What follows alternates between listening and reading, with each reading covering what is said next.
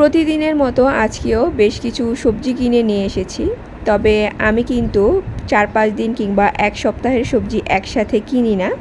কারণ বাসার নিচে যেহেতু সবজির ভ্যান থাকে, তো প্রতিদিনই আমার একটু একটু করে সবজি কেনা হয়। তবে লিয়ানার স্কুল যখন বন্ধ থাকে তখন কিন্তু আমি আবার এর উল্টা কাজটা করি। আই মিন ১ সপ্তাহের বাজার কিংবা ৪-৫ দিনের সবজি একবারেই নিয়ে আসি। কারণ প্রতিদিন তখন আর নিচে নামতে ইচ্ছে করে না। সো হ্যালো এভরিওয়ান, আসসালামু আলাইকুম। আমি Eva and welcome to Eva's lifestyle. আশা করছি সবাই ভালো এবং সুস্থ আছেন। আলহামদুলিল্লাহ আমরাও ভালো আছি।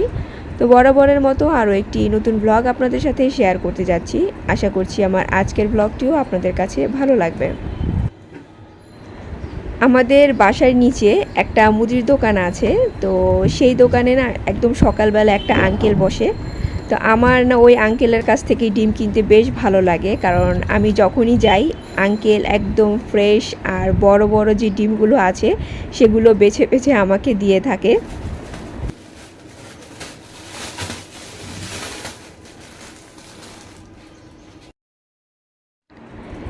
এখন আমাকে আমার সবচেয়ে অপছন্দের কাজটা করতে হচ্ছে।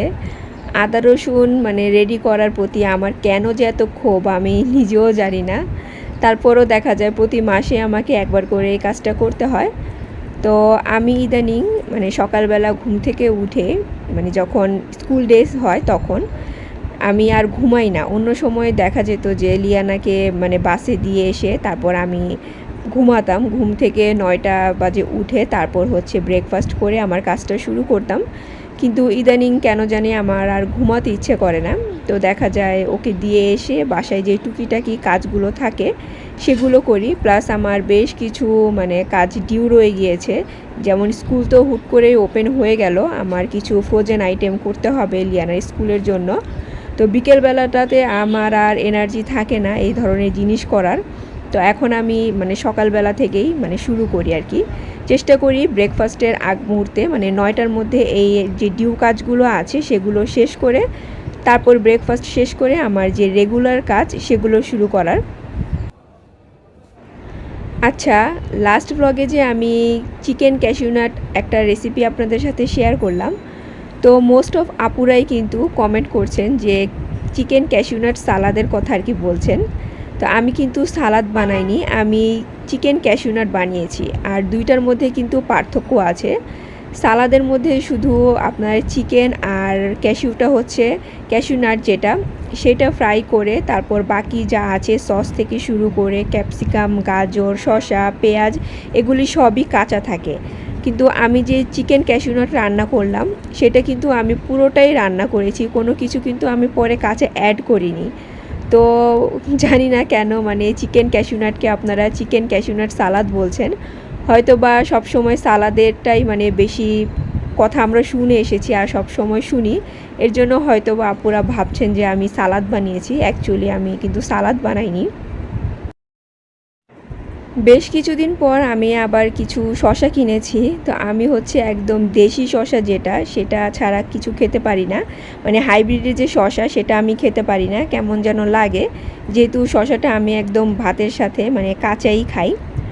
তো ইদানিং হচ্ছে মানে দেখলাম যে শসার দামটা একটু কমেছে। আগে তো দেশি শসা দেখা যেত ১২০ টাকা, ১০০ টাকার কমে পাওয়া যেত না। তো এখন দেখলাম যে ৬০ টাকা, ৫০ টাকাতে পাওয়া যায়।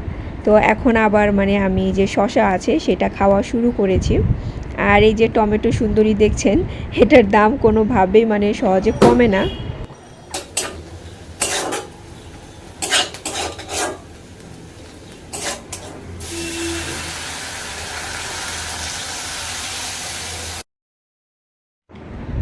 আচ্ছা, আমি কিন্তু কয়েকদিনের ক্লিপ একসাথে করে তারপর আপনাদের সাথে শেয়ার করি। তো এটা হচ্ছে অন্য আরেক দিন। আর এগুলো বলার কারণ হচ্ছে অনেকে হয়তো ভাববেন যে সকালবেলা সবজি নিয়ে আসলো একটা আর এখন রান্না করছেন আরেকটা, এর জন্য। তো অনেক দিন হলো যে আমি মানে লতি খাই না। লতিটা আমার খুবই পছন্দ। শুধু লতি না, কচু টাইপ যে কোনো খাবারই আমার কাছে খেতে বেশ ভালো লাগে। তবে তেমন একটা খাওয়া হয় না, কারণ এগুলো প্রসেসিংয়ে অনেকটাই ঝামেলা। তো শুধু নিজের জন্য এত ঝামেলা করতে ইচ্ছে করে না। তারপরও মানে আজকে আমি সাহস করে বেশ কিছু লতি নিয়ে এসেছি। তো সেটাকে আমি আজকে শুটকি দিয়ে রান্না করছি। তো নর্মালি তো লতি দেখা যায় যে ইলিশ মাছের মাথা, তারপর হচ্ছে চিংড়ি মাছ দিয়ে খেতেও বেশি ভালো লাগে, মানে বেশ ভালো লাগে আর কি। তবে আমার কাছে হচ্ছে শুটকি দিয়ে খেতে বেস্ট লাগে, কারণ ইলিশ মাছের মাথা দিয়ে রান্না করলে দেখা যায় যে ওই যে মাথার যে কাঁটাগুলো থাকে সেগুলো বেছে বেছে মানে যে খাওয়া, তো খাওয়ার মধ্যে আমি তেমন একটা মজা পাই না। আর চিংড়ি মাছ দিয়েও খেতে ভালো লাগে, তবে এই যে বললাম যে শুটকিটা আমার কাছে বেস্ট লাগে।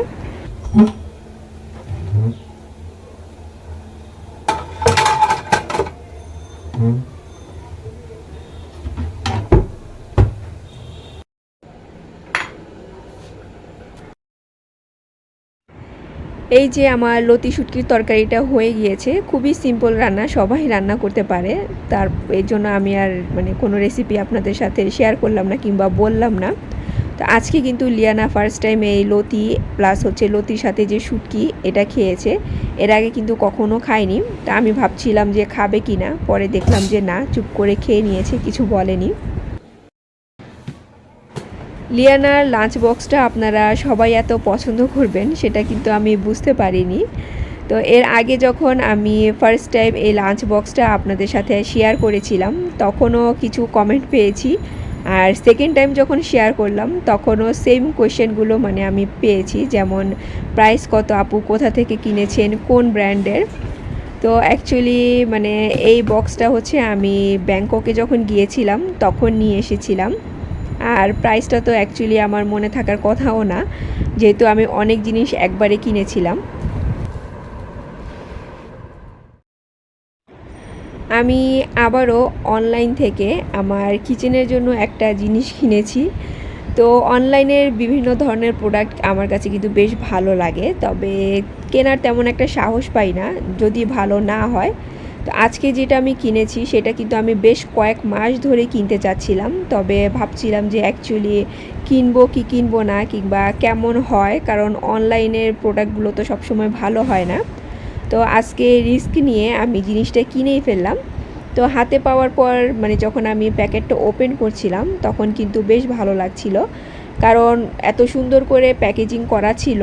তো এত সুন্দর প্যাকেজিং দেখে মনে হচ্ছিল যে আসলেই মানে জিনিসটা তেমন একটা মানে ডেলিভারির সময় নষ্ট হওয়ার সম্ভাবনা নেই। আর এই জিনিসটা হয়তো বা আপনারা অলরেডি অনলাইনে দেখেছেন, কারণ মানে সব জায়গাতে আমি মোটামুটি এই জিনিসটা এখন দেখতে পাচ্ছি। তো এটা হচ্ছে একটা মানে কি বলে, আমি এটার নামটাও ভুলে গিয়েছি, তবে এটা কিন্তু মানে যে ওভেনে দিয়ে যে বিভিন্ন ধরনের গ্রিল করে সেটা করার জন্য এই বাস্কেটটা। তো নিচে একটা ট্রে আর উপরে হচ্ছে একটা বাস্কেট, তবে উপরের বাস্কেটের তুলনায় নিচের যে ট্রেটা সেইটা কিন্তু বেশ হেভি। তো এমনিতেই আমার কাছে মানে কোনো প্রবলেম মনে হয়নি, তবে হাতে পাওয়ার পর এটার সাইজটা আমার কাছে বেশ ছোট মনে হচ্ছিল, যদিও মানে সেখানে লেখাই ছিল যে 8 ইঞ্চি বাই 8 ইঞ্চি জিনিসটা আসবে। তারপরেও কেন জানি আমার কাছে মনে হচ্ছিল যে প্রাইজের তুলনায় জিনিসটা একটু ছোট, আর একটু বড় হলে হয়তো বা প্রাইজের সাথে পারফেক্ট হতো। তবে আমি কিন্তু এটা মানে যে ওভেনে দিয়ে কোনো কিছু গ্রিল করার জন্য আনিনি, এটা আমি এনেছি বিভিন্ন ধরনের চুলার মধ্যে যে ফ্রাই আইটেমগুলো ভাজা শেষে রাখতে হয়, প্লাস যে রুটি পরোটা ভেজে রাখতে হয় সেগুলো করার জন্য আমি এই বাস্কেটটা অ্যাকচুয়ালি কিনেছি। আমি এখন সন্ধ্যার নাস্তা বানাচ্ছি। তো নাস্তা বানাতে বানাতে আমি একজন আপুর কথা বলতে চাই। আপুটার নাম আই থিঙ্ক জেসমিন খুশি, আমি শিওর না, কারণ ওনার আইডিতে হচ্ছে এই নামটাই দেয়া। তো উনি আমার প্রতিটা ভ্লগে যে লাভ রিয়েক্ট আছে সেইটা কমেন্ট করেন, অনেকগুলো লাভ রিয়েক্ট দিয়ে ভরে রাখেন। তো কখনো মানে কোনো কিছু লিখেন না, বাট লাস্ট ব্লগে কিন্তু সেই আপুটা মানে একটা কমেন্ট করেছেন, আর কমেন্টটা খুবই সুইট একটা কমেন্ট। আর আপুটা হচ্ছেন উত্তরায় থাকেন। তা আমি একটা জিনিস নোটিস করলাম যে আমার ব্লগ যারা দেখেন তার মোস্ট অফ মানুষই হচ্ছেন হয় উত্তরা থাকে, না হয় হচ্ছে বনশ্রী, রামপুরা এসব এলাকাতে থাকে। তো থ্যাংক ইউ আপু, যে ফার্স্ট টাইম হলেও সুন্দর একটা আমাকে কমেন্ট করেছেন এর জন্য। তো আমি এখন কি দিয়ে কি বানাচ্ছি আপনাদেরকে একটু করে বলে দেই। তো আমি জানি না আমার রেসিপি আপনারা বাসায় ট্রাই করেন কি না, কিন্তু কমেন্ট করে সবাই ঠিকই বলেন যে আপু যেটাই বানান রেসিপি ফুল দিতে। তো তো আমি হচ্ছে এর আগের ব্লগে যে দেখালাম যে ডিসিসি থেকে বান এনেছিলাম, তো একটা দিয়ে তো হটডগ বানিয়েছি, তো আরেকটা লেফট ওভার ছিল, তো ভাবলাম যে এটা দিয়ে কেননা একটা গার্লিক ব্রেড বানাই। কারণ আমি সব সময় দেখি যে বাইরের কান্ট্রিগুলোতে এরকম বড় বড় ব্রেড দিয়ে মানে বিভিন্ন ধরনের জিনিস বানায়, তো সেটা দেখতে আমার কাছে বেশ ভালো লাগে, কিন্তু আমি এই বড় ধরনের ব্রেড আমাদের এখানে কোথাও পাই না। তবে কোনো রিসোর্টে গেলে দেখা যায় সেখানে যে বুফে ব্রেকফাস্টগুলো থাকে সেখানে কিন্তু এরকম বড় বড় টাইপের ব্রেড তারা দিয়ে থাকে, কিন্তু তখন এত খাবার থাকে যে এই ধরনের ব্রেড খাওয়ার প্রতি তেমন কোনো ইন্টারেস্টই থাকে না। তো যাই হোক, আমি আজকে গার্লিক ব্রেড বানাচ্ছি। তো প্রথমে হচ্ছে বেশ খানিকটা মানে বাটারের সাথে আমি গার্লিক হচ্ছে স্প্রেড করে এরকম করে দিয়ে দিয়েছি।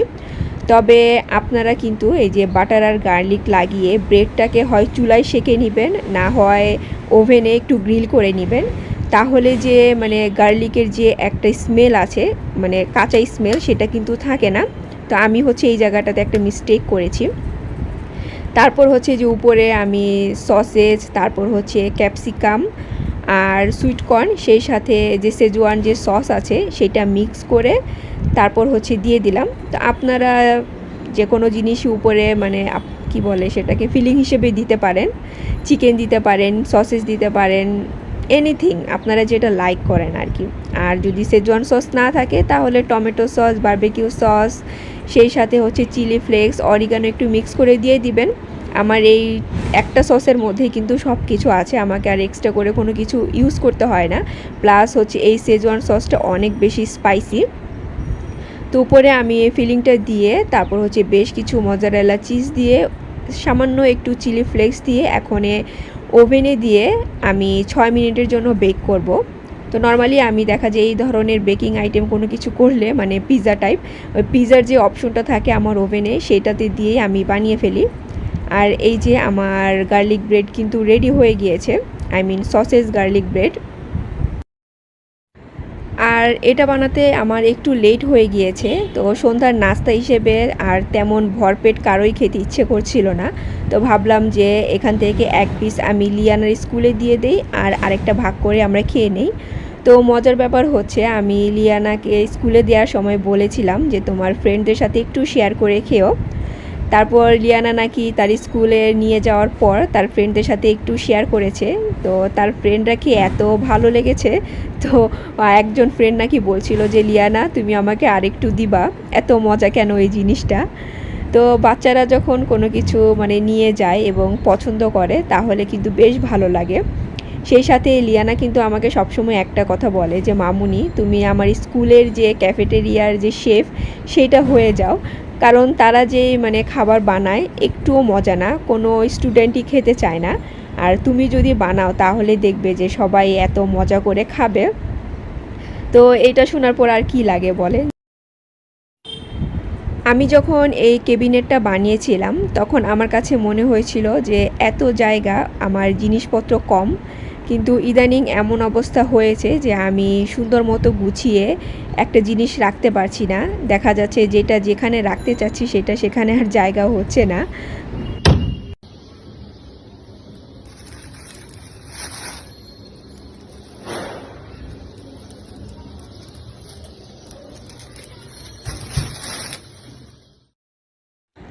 আচ্ছা, আরেকজন আপুর কমেন্ট আমার এই লাস্ট মুমেন্টে এসে মনে পড়লো, সেটা হচ্ছে আমি যে ফ্রুটস কেটেছিলাম, তো আমাকে কোয়েশ্চেন করেছিলেন যে আপু ফ্রুটস কেটে ফ্রিজে রাখার পর কয়দিন ভালো থাকে।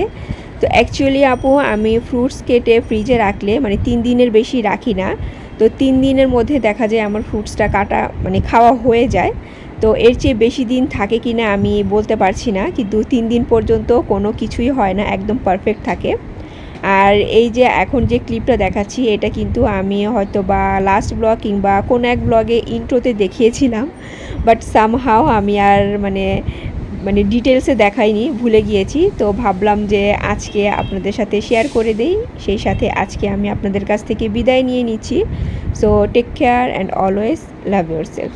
আল্লাহ হাফেজ।